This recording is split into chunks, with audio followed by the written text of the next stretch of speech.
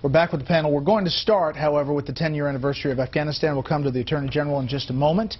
10 years ago today, the war started in Afghanistan. Progress made, and what lies ahead? Some thoughts down the road. I think you can point to real progress, but not nearly enough. I think Charles, in whose seat I'm in tonight. Do you feel the power? I do. It's an august. I feel it coursing through me. I think that he's basically right. That basically we're there trying to basically prop up and keep our eye on Pakistan, which is the real national security hotbed at this point. Kirsten. Right. Well, it's not a safe haven for al-Qaeda. They're in Pakistan.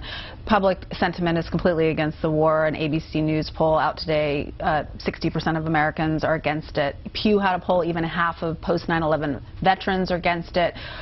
So I think that, I frankly don't see it as being that much of a success, because when we leave, the place is almost definitely going to fall apart. And so I don't know how much you can call that a success. David. And if she's right, and if terrorist groups are able to reconstitute there, and in the future there are attacks launched from there, it will then be a problem. The decision to pull out prematurely, according to some in the military, will turn out to have been a bad decision. We're just not going to know yet. Operation Fast and Furious causing problems, obviously, for the Attorney General. Here's what the President said yesterday. I have complete confidence in Attorney General Holder in how he handles his office. He's indicated that he was not aware of what was happening in Fast and Furious. Certainly I was not. As long as they continue to stonewall this thing and not come forward with a full explanation, this story is not going to go away. And like so much of what happens on Capitol Hill, it's not the original offense, it's the cover-up that causes so much problem. Late today, another document dump, a letter from the Attorney General to this committee investigating, saying, I have no recollection of knowing about Fast and Furious or of hearing its name prior to the public controversy about it. He says he receives hundreds of pages of so-called weekly reports, and emails have surfaced about those reports. The Oversight Committee put out a statement saying if the Attorney General had said these things 5 months ago when Congress asked him about Operation Fast and Furious, it might have been more believable. However, it's hard to take at face value, and it goes on. David, where's this headed?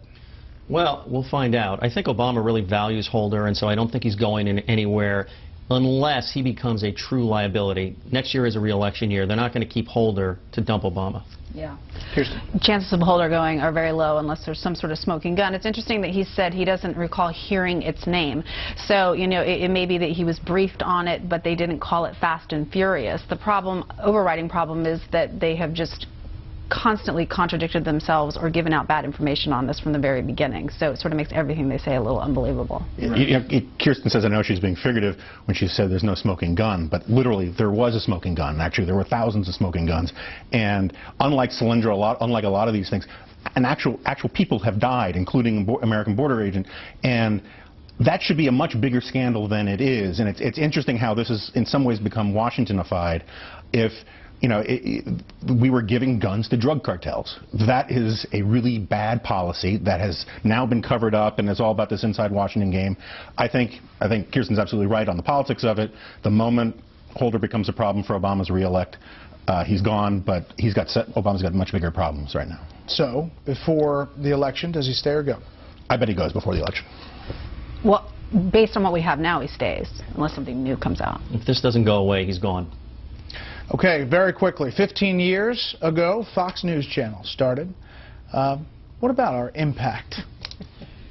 Well, Brett, I just want to say the first time I caught Special Report on TV, I actually thought it was like a network special report, the kind you used to get on ABC, NBC. They'd break in, prime time, we bomb somebody.